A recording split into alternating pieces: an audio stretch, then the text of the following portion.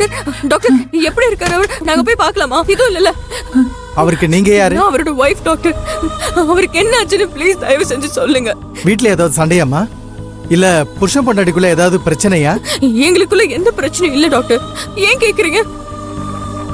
ஐயோ doctor please என்ன ஏதுன்னு சொல்லுங்க. ஏன் அவர் இப்படி பேச்சு மூச்சு இல்லாம இருக்காரு?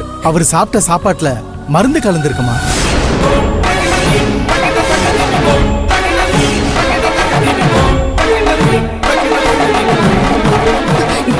என்ன டாக்டர் சொல்றீங்க? ஆமாமா, அவர் சாப்பிட்ட சாப்பாட்டுல ஏதோ மருந்து கலந்துருக்கு. அதனாலதான் கேக்குறேன், உங்களுக்குள்ள ஏதாவது பிரச்சனையா?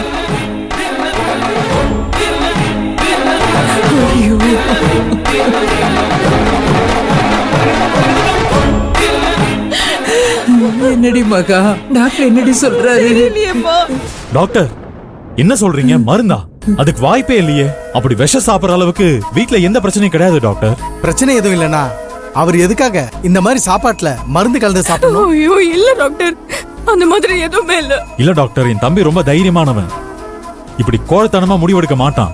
இங்க பாருங்க சார், இந்த மாதிரி மருந்து சாப்பிட்டு கிரிட்டிக்கலான பொசிஷன்ல வந்தா பேஷண்டோட ஃபேமிலி மெம்பர்ஸ் எல்லாருமே என்கிட்ட இப்படிதான் சொல்லுவாங்க.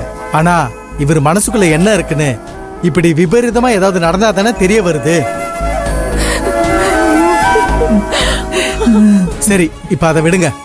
அவரு சாப்பிட்ட சாப்பாட்டுல மருந்து கலந்துருக்கு. அதனாலதான் அவரு மயக்கப்பட்டு விழுந்திருக்காரு. அதுக்கான ட்ரீட்மெண்ட்டை நாங்க பாத்துக்கிட்டு இருக்கோம்.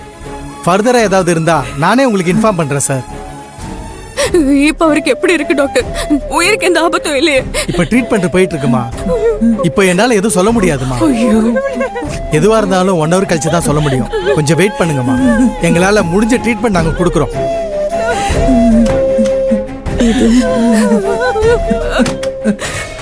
பாவி, பீரோல இருக்கிற எலி சாகணும்னு அதை கொல்றதுக்கு நான் சாப்பாட்டுல கலந்து வச்ச எலி மருந்த சாப்பிட்டது நீதானா? கடவுளே, இப்ப இந்த விஷயம் மட்டும் வீட்டுல இருக்கிறவங்களுக்கு தெரிஞ்சதுன்னா நம்ம மேல கொலை பழி சுமத்தி ஜெயிலுக்குள்ள தள்ளிடுவாங்களே. இப்ப நான் என்ன பண்றது? என்னடி கீர்த்தி, டாக்டர் இப்படி சொல்லிட்டு போறாரு? இவன் எப்படி மருந்து கலந்து சாப்பாட்ட சாப்பிட்டா? ஐயோ, எனக்கும் அதம்மா தெரியல. சரி சரி, நீ கொஞ்ச நேரம் அமைதியா இரு. ஆண்டவா, உனக்கு கருணையே இல்லையா? ஏன் எங்களுக்கு மட்டும் இப்படி சோதனை மேல சோதனை கொடுக்கற? உனக்கு அப்படி என்ன நாங்க குறை வச்சோம்?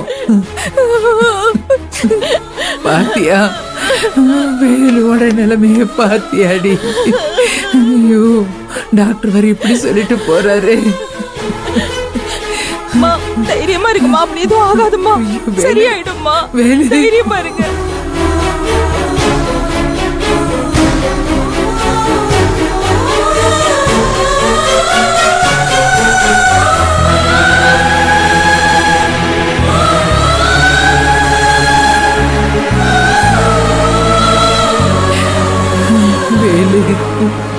அப்பா தெரு, டாக்டர் என்னப்பா இப்படி சொல்லிட்டு போறாரு?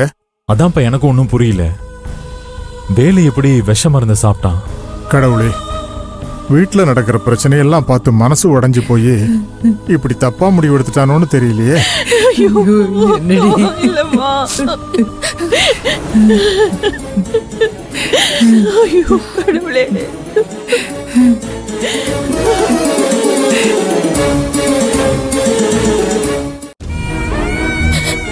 கனவுல வந்த மாதிரி நடத்தி காட்டிட்டல. என் தாலுக்கு எந்த பிரச்சனையும் வந்துடக்கூடாதுன்னு விரதம் இருந்து வேண்டிக்கிட்டேனே. அதுக்கு எந்த பலனுமே இல்லாம இப்ப என் புருஷன் உயிருக்கு போராடிட்டு இருக்காரு.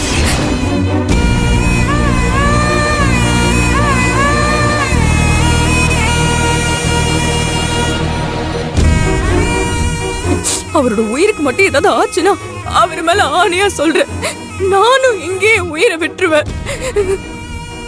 அவரோட உயிருக்கு ஏதோ ஆகாம காப்பாத்து.